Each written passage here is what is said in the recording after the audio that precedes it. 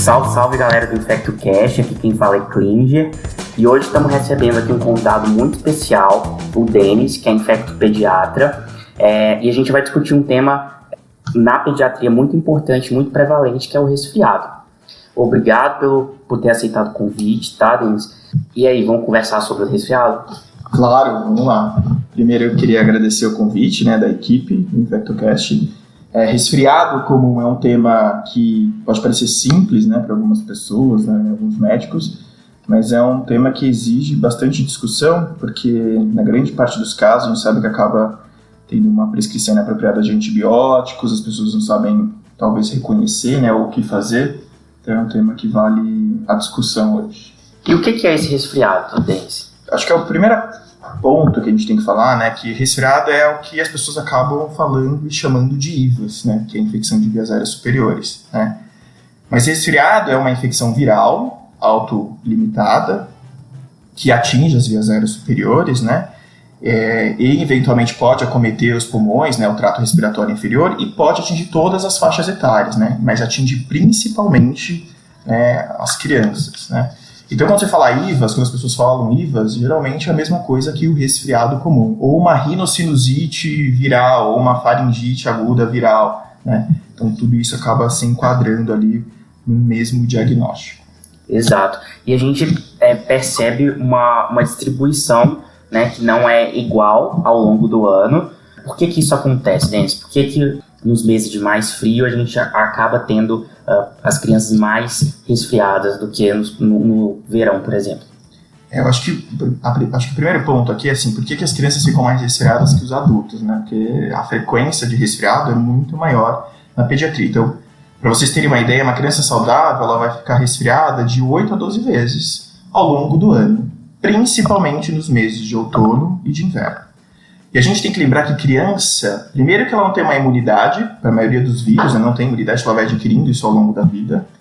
Criança não tem hábito de higiene igual nós adultos, de lavar a mão, então elas vivem aglomeradas, então todos esses fatores levam a um risco maior de elas adquirirem esses vírus, E a gente tem que lembrar que tem alguns vírus que possuem alguma circulação sazonal, Então, quando a gente fala do VSR, que é o vírus sincicial respiratório, ele tem uma circulação bem marcada, na temporada que antecede o outono e chega até o inverno, e depois geralmente tem a circulação do influenza, Então, quando você tem um período que tem um aumento da circulação desses vírus, os casos acabam aumentando, E também referente aos fatores ambientais, Então, se você, em relação ao frio, um ar mais seco, uma poluição exagerada, tudo isso também são fatores de risco, para essa criança acabar ficando doente. Mas tem que lembrar que, por exemplo, o rinovírus, que é um vírus que é o principal agente etiológico, viral, ele circula durante o ano todo, Então, quando a gente observa as curvas, de circulação viral, a gente percebe que o rinovírus ele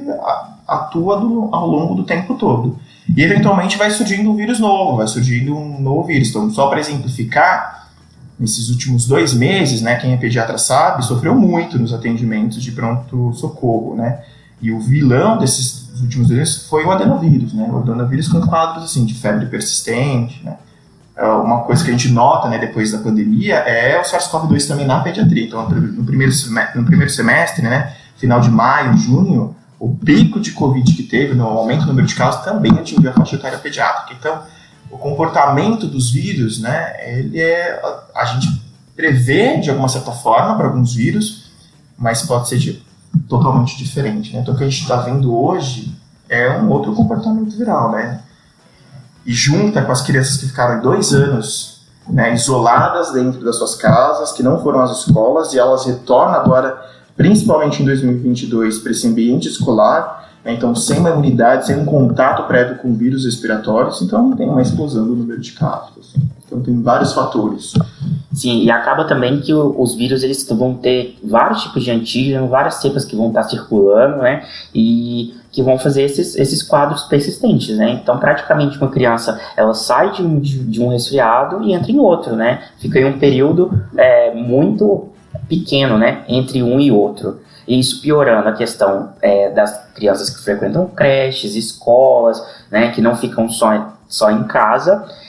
Porque eu acho que uma grande dúvida de todo mundo é assim, né? Mas se eu pegar esse vírus, eu vou ficar protegido para sempre por esse vírus, né? Não é bem assim que funciona. Para alguns vírus, você vai ter uma proteção pro resto da vida. Mas, por exemplo, para exemplificar, o rinovírus tem mais de 100 subtipos de rinovírus. O adenovírus tem pelo menos 30 ou mais subtipos de adenovírus, né? Então eu sempre faço uma reflexão, né? Resfriado é uma doença que é comum, que todo mundo pega. Então, se você olhar para você mesmo e falar assim, certo, eu tive um resfriado esse ano, provavelmente você teve um resfriado esse ano, né?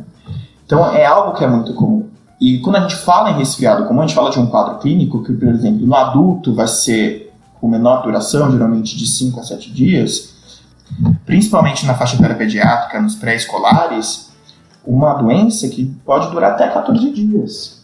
Então, se a gente pensar num ambiente de aglomeração de crianças doentes, uma doença que dura até 14 dias, onde na faixa etária pediátrica a excreção viral também é maior que no adulto, né? Dá aquela sensação, principalmente para os pais, que a criança está em um ciclo, numa grande onda. Então ela piora, quando ela está melhorando, ela engata um outro vírus e faz um outro quadro clínico, né? E essas são as queixas mais comuns que a gente acaba escutando. Meu filho não para de tossir, meu filho está com o nariz escorrendo, meu filho está doente há 2 meses, né? E isso gera uma ansiedade, uma angústia, né? E uma certa preocupação para as pessoas, né? Mas o importante é ter esse entendimento, né? Que os vírus, eles circulam, cada vírus tem um jeito de circular, de transmitir, isso depende do tamanho do vírus, né? Então tem vírus que a transmissão é mais pelo contato, tem vírus que a transmissão vai ser mais respiratória, né? Então, exemplo do VSR, né? Ele fica em superfícies, né? Então, contato com as mãos contaminadas, você acaba adquirindo vírus. Então, isso vai depender do vírus. Mas as crianças acabam pegando vários vírus ao longo do tempo mesmo, né? Então, é difícil escapar disso. E a gente precisa normalizar isso, né, para não gerar essa angústia da família, do profissional. Muitas das vezes o profissional que está na linha de frente, ele fica, será que isso é uma resistência ao antibiótico que não está resolvendo, que muitas vezes vai tratar isso como antibiótico, como infecção bacteriana. A família, né, que fica questionando, não vai passar nenhum antibiótico. Então isso tudo são coisas que afetam o atendimento, né, dessa faixa etária. Eu acho que o primeiro ponto, a orientação tem que vir da puericultura, né? Então, se tem uma criança no seu consultório, faz puericultura, está crescendo, é função do pediatra ou do médico de família, né?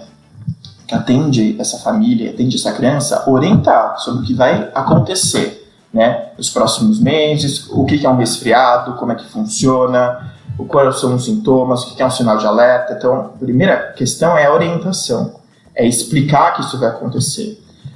Porque apesar de ser uma doença autolimitada e benigna, tem riscos de complicação, que são baixos, mas eles existem, né? E apesar de ser benigna e autolimitada também, não deixa de dar um desconforto para aquela criança, né? Então, por exemplo, eu vejo os pais preocupados, as crianças ficam irritadas, as crianças não dormem direito, né? Então tem um impacto na qualidade de vida, de fato, dessas crianças. Mas é algo que precisa ser orientado, né? A gente tem... Isso é uma questão mundial, né? Prescrição inapropriada de antibióticos, né? Quando você vai em congressos de InfectoPed, 2/3 dos antibióticos prescritos são desnecessários, né? E acaba tendo até uma pressão por parte dos pais ou por parte cultural, né? De uma necessidade de antibiótico, né? E a gente sabe que a maioria dessas infecções, quando não complicam, elas vão curar com o tempo, né? O tempo vai melhorando, a criança vai ter um pico de sintomas, mas ela vai melhorando ao longo do tempo, né? Então, exercer a paciência também é um caminho importante. E mais difícil, né? Ô, Denis, e em relação, assim, à manifestação clínica, o que essa criança ela costuma apresentar? Bom, quando a gente fala de manifestação clínica de resfriado, né, que é IVAS, então, basicamente, essas crianças vão apresentar uma rinorreia, né? E essa rinorreia, essa secreção nasal vai gerar uma tosse também, então a gente tem que lembrar que crianças, principalmente as pequenas, não conseguem escarrar, não conseguem eliminar essa secreção, né? Então tem um acúmulo dessa secreção na região nasal. Isso gera uma tosse, né? E diferente dos adultos, as crianças costumam ter uma febre, né? Pode ser uma febre baixa, uma febre um pouco mais alta, mas elas costumam ter febre, né? Isso gera um mal-estar, isso gera uma fadiga e uma dificuldade também na aceitação alimentar dessas crianças, né? Eu sempre falo isso para os pais, quando você está resfriado, você tem vontade de comer. Então, o seu filho é a mesma coisa, né? A gente tem que respeitar um pouco o tempo da criança, né? Já no adulto, ele vai ter a coriza, mas ele vai ter a sensação de dor de garganta, da garganta arranhando, uma mialgia leve, né? Que uma criança pequena que não fala não vai expressar isso, mas ela vai expressar isso de outra forma. Então, ela não vai dormir direito, ela vai estar sentindo dor, então ela vai ficar irritada, ela vai ficar incomodada, né? Eventualmente, no seu exame físico, na hora de fazer uma uroscopia, você vai notar um edema ali da região da faringe, uma hiperemia discreta, né? Então, geralmente, são esses os sinais que vão se apresentar, né? Até um ponto que eu falo aqui é a questão do exame físico da otoscopia, né? Parte das otites são virais. Então, às vezes, durante um quadro que ele está com coriza, tosse, dificuldade de alimentar, você vai fazer uma otoscopia e você vai ver também, às vezes, uma hiperemia, né, da membrana timpânica, né? Que quando a gente pensa em prescrição de antibiótico, é uma das principais motivos de prescrição de antibiótico. Assim, viu uma orelha vermelha, uma membrana timpânica vermelha, é antibiótico, né? E às vezes não tem toda essa necessidade, né? Claro, dependendo da faixa etária.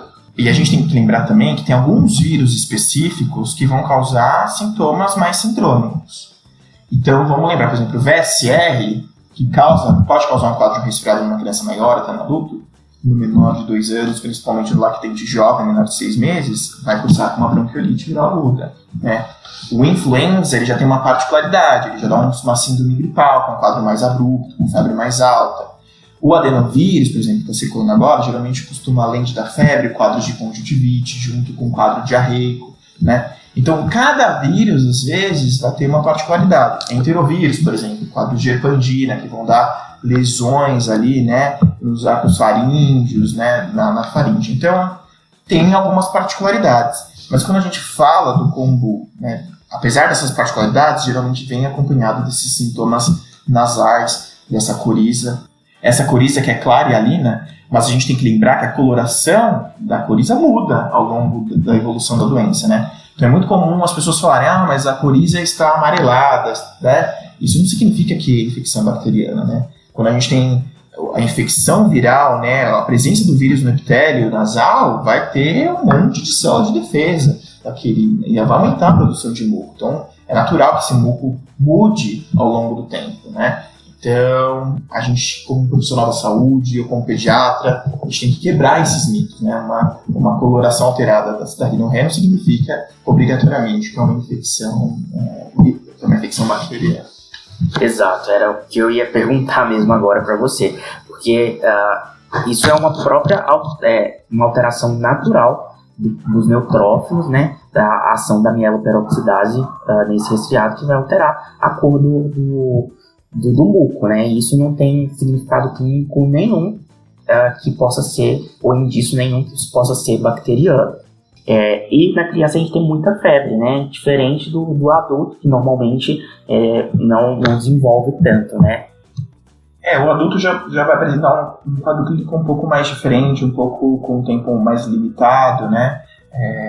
Então, a criança geralmente produz um quadro mais exacerbado. Acho que o grande desafio do pediatra nesse momento, e acho que é o que causa, às vezes, angústia e preocupação, né, de talvez estar deixando de fazer um diagnóstico, é que, por exemplo, na pediatria, alguns quadros virais podem desencadear quadros de sibilância, por exemplo.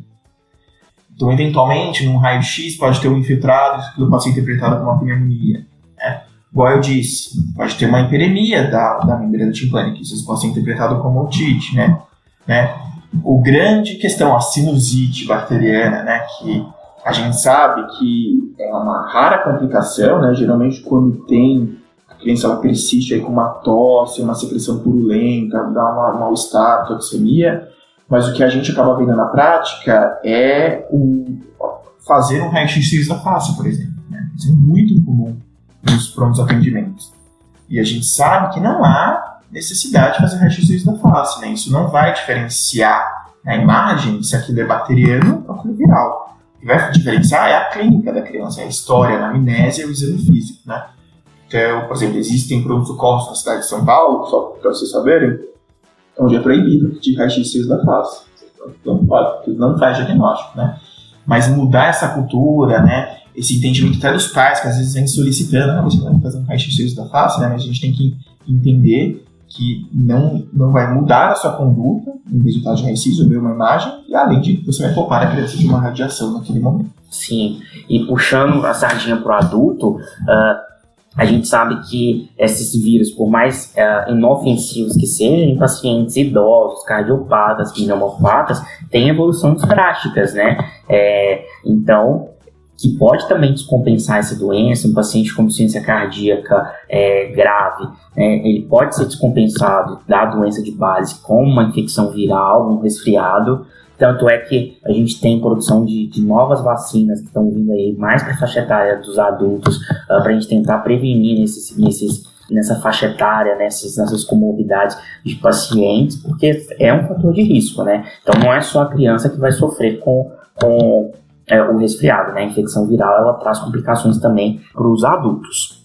E o que a gente vê, né, de complicação do resfriado?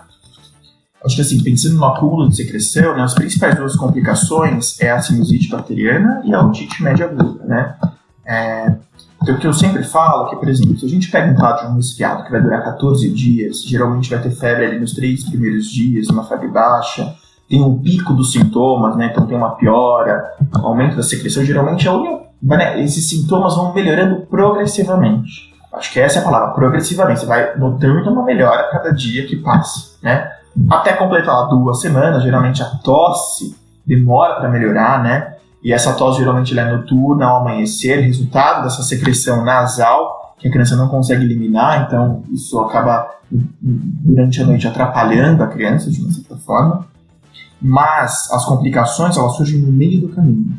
Então, no momento que a criança está melhorando e ela volta a piorar, volta a fazer uma febre, né, tem toxemia, tem vômito, é o sinal de alerta que precisa investigar e ir atrás de alguma complicação, né? Então, otite é o mais comum, então, fazer uma boa otoscopia, né, fazer dos 2 lados, né? Às vezes o que atrapalha muitos pediatras é a presença do cerúmen, né? Então você não consegue visualizar, então isso dificulta muito o diagnóstico, né? Porque você precisaria lavar o ouvido dessa criança. Então, por exemplo, tem serviços que tem otorrinos de plantão que acaba ajudando, né, nesse diagnóstico.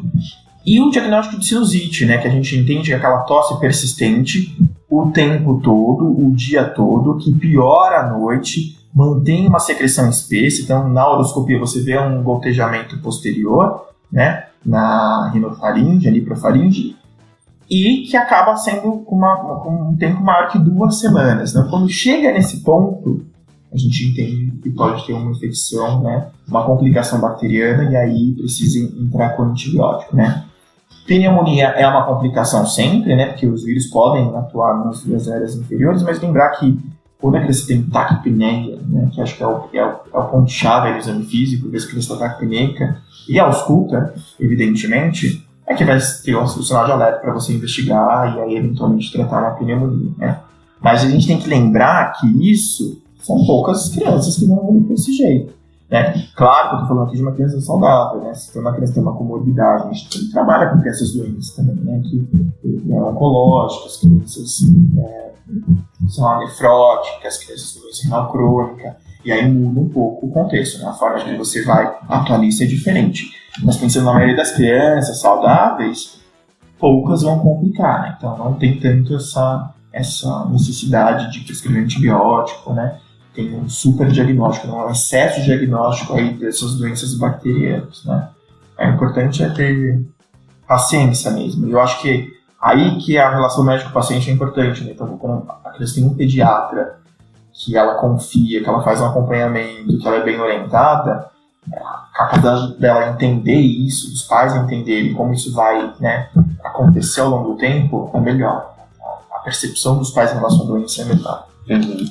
Ô, Denis, e sobre a investigação etiológica com o diagnóstico laboratorial? A gente faz para todo mundo, só em alguns casos, né? A gente tem a limitação da disponibilidade do exame, mas no mundo perfeito, se você vê benefício da gente fazer para todo mundo? Olha, fazer um diagnóstico etiológico, ele é bom por uma seguinte questão, porque você consegue afirmar que é um vírus, então, né, a forma de você agir e dar sua conduta e falar que aquilo não é uma infecção bacteriana que vai se resolver é mais fácil. Mas a gente tem que entender que a gente tem dezenas de vírus, né? E a maioria desses vírus vão dar quadros muito tranquilos e autolimitados. Eu acho que a detecção viral, né, o diagnóstico etiológico, ele é válido para alguns grupos de vírus ou para algumas situações. Então vamos pensar o VSR, por exemplo. Se o VSR começa numa criança com um quadro de um resfriado e evolui para uma descompensação, um quadro de via aérea inferior, que é a bronquiolite, principalmente nos latentes jovens, um teste rápido que você consiga identificar facilita o seu diagnóstico e suas orientações em relação àquela criança, né? Influenza, por exemplo. Você tem um teste rápido de influenza, que é um quadro muito abrupto, garante que você sabe qual vai ser o curso da doença e garantir as medidas de isolamento, né, por exemplo. O que tem um crescimento hoje são os painéis respiratórios, de vírus respiratórios, né? Isso ganhou mesmo no mercado, então tem muitos laboratórios oferecendo. E aí eu acho que talvez o painel viral fique um pouco mais reservado para as crianças mais graves, que têm alguma comorbidade, né? Ou que não estão evoluindo tão bem, né? Para você tentar fazer um diagnóstico. Mas, por exemplo, tem exames que juntam, por exemplo, Covid, com influenza A e B, VSR, por exemplo, né? Então, é um painel menor, então você consegue ali, de uma certa forma, determinar um vírus, né? Mas, de modo geral, a gente for pensar na realidade do Brasil, quantos serviços vão ter isso disponível?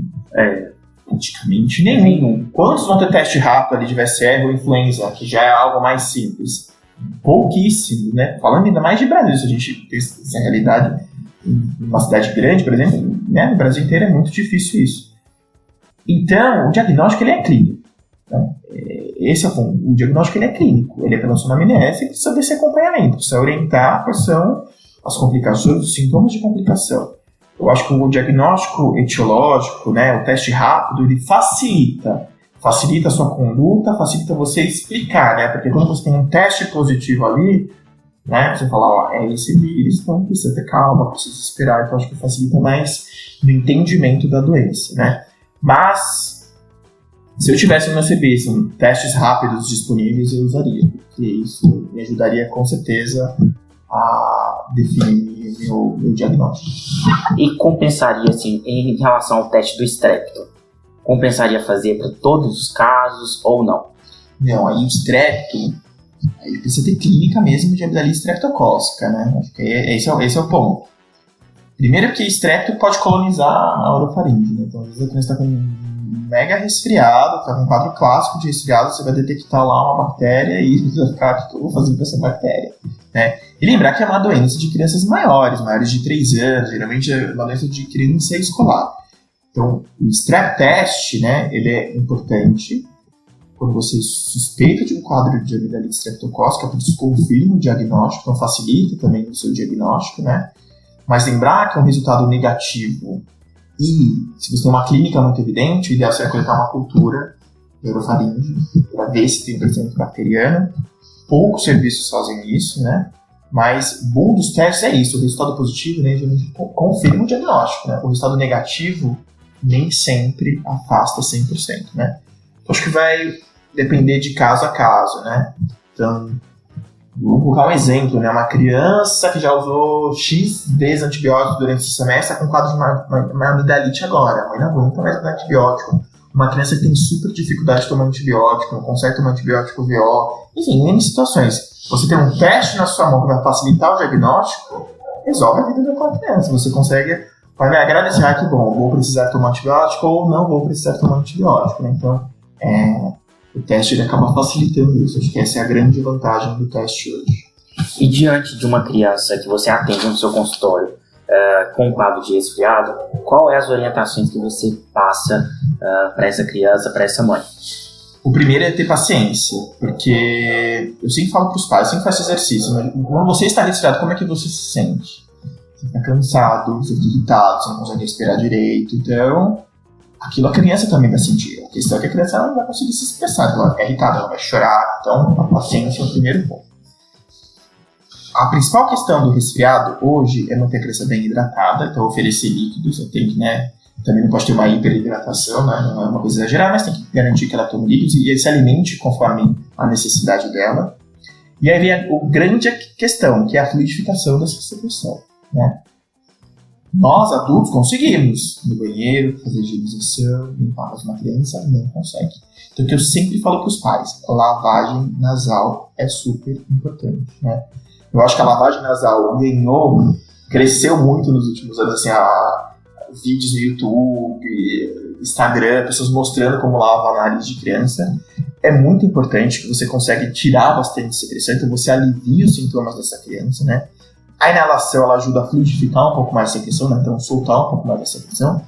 Mas lavar a nariz é muito importante, né? Então lavar a nariz com soro fisiológico que você compra na farmácia, né? Não precisa nada especial, né? Você faz com uma seringa mesmo. Então tem dispositivos, né? Já pronto para lavagem nasal, mas eu gosto da lavagem nasal clássica com seringa, soro, pode mandar um pouco de soro, que isso ajuda bastante, né? Tem alguns médicos que orientam fazer o soro em casa, com sal e água, mas aí eu acho que vale a pena comprar o soro pronto, que acaba facilitando um pouco mais. Mas aí vem sempre aquela questão, né? Mas tá com tosse, então você não vai passar nada para meu filho, não vai passar nenhum chá para tosse, não vai passar. Então, acho que essa é uma grande discussão, né? Porque se a gente for na farmácia, tem... Quantos xaropes para tosse tem? Tem uma gôndola de xarope para tosse, né? Então, o que eu sempre falo para os pais, assim, o quadro é autolimitado e não tem nenhuma evidência de fato que aquilo vai resolver o resfriado, né? Que vai atenuar o resfriado, que vai encurtar o resfriado, né? O que a gente tem mais de evidência hoje, que alivia os sintomas, né, em relação ao placebo, é o mel. Foi feita uma revisão em relação ao mel, então dar mel, uma colher à noite para a criança ajuda a aliviar os sintomas de tosse, principalmente, né? O mel funciona como se fosse uma barreira na orofaringe, né? Mas lembrar que o mel só pode ser dado para crianças acima de 1 ano pelo risco de botulismo. Então, para os menores de 1 ano, o que acaba sobrando é lavar nariz, né? E fazer inalação. Aí muitos perguntam, e o antistamínico? Né? E o antistamínico é para quadro de alergia. Então, se você tem naquele quadro uma rinite alérgica associada, um quadro que vai ter muito prurido nasal, espirro, aí o antialérgico tratamento pode ser usado para essa finalidade. Mas pensando na infecção viral, na resolução do corpo, não tem nada que vai encurtar isso, né? Você precisa comer bem, tá bem nutrida, acho que esse é o grande ponto, né? Então, assim, questão de xarope para tosse, né? Isso é uma grande discussão, né? Às vezes cada pediatra tem um jeito de conduzir isso no consultório, no próprio pronto-socorro, mas não há uma real necessidade, não tem uma evidência que aquilo vai mudar o curso da criança. E de tratamento para dor de garganta, o que você costuma prescrever? Se a criança está com dor, né, ainda mais a criança maior, eu prescrevo analgésico comum mesmo. Né? Tem muito essa questão do uso de AINES, né, tentar dar ibuprofeno. Acho que ibuprofeno ainda na pediatria a gente acaba usando com mais frequência.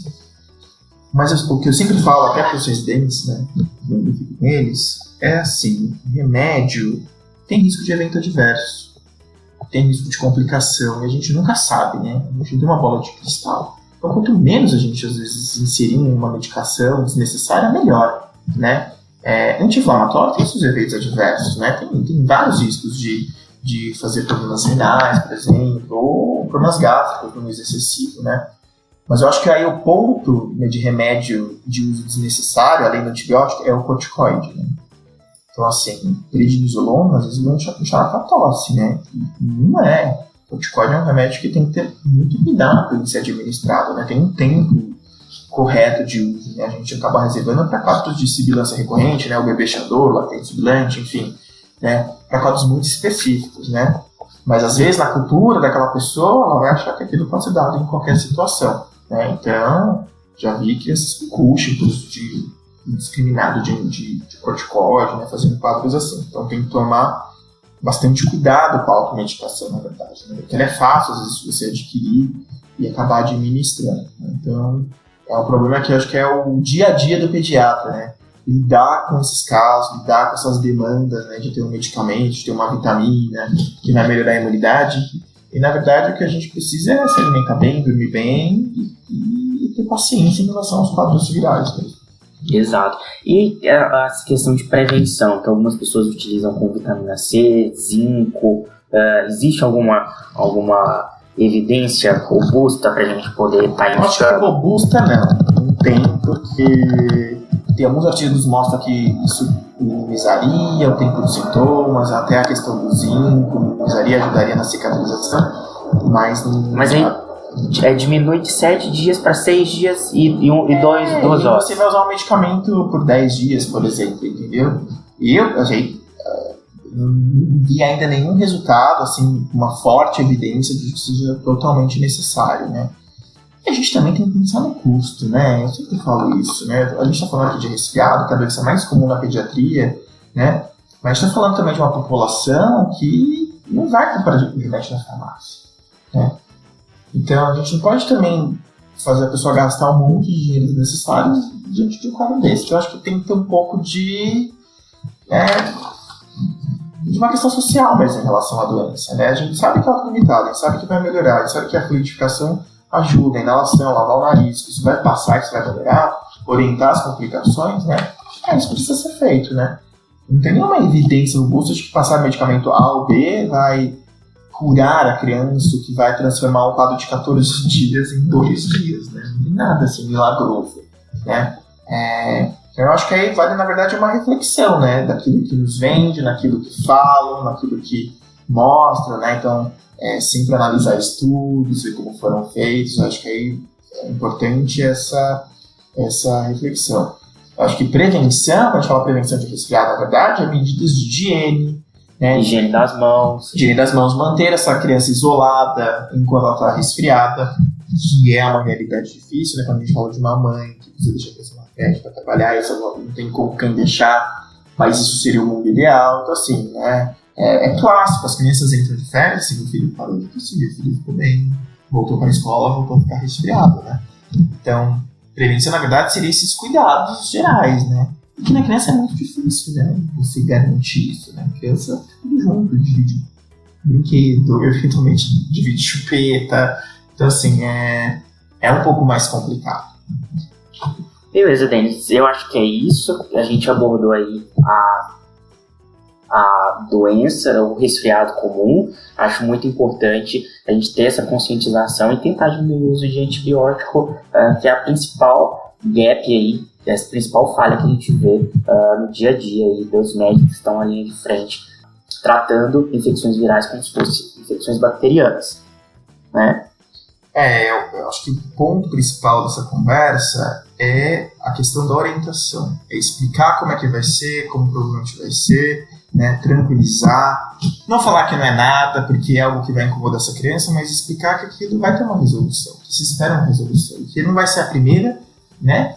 Nem a última vez que essa criança vai ter esse quadro, né? Ela vai ter ao longo da vida. E geralmente nas crianças, conforme o passar dos anos, a tendência é diminuir esses quadros, as crianças fazerem menos quadros ao longo do ano, né?